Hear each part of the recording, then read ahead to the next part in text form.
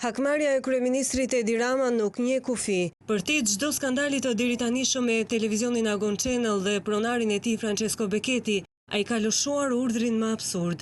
Portali Syri.net ka denoncuar një urdhër verbal të lëshuar në çdo pikë kufitare, ku kërkohet kontrolli i imtësishëm për çdo punonjës të Agon Channel.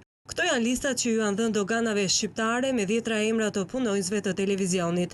Policëve në pikat kufitare ju kërkohet që të kalojnë në sit punonjësit e televizionit me dyshimin se mos transportojnë para.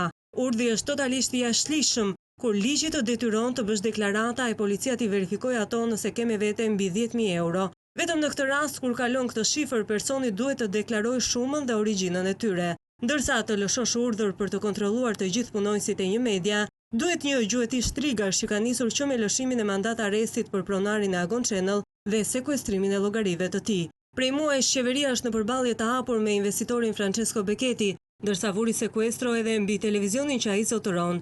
Ndërkohë Becchetti e ka paditur shtetin shqiptar në arbitrazhin ndërkombëtar, por me rrëzimin e akuzës kryesore, asaj të pastrimit të parave, po shpiket çdo akuzë e mundshme dhe po gjenden mënyra si kjo e fundit e urdhrit për kontroll të çdo punonjësi.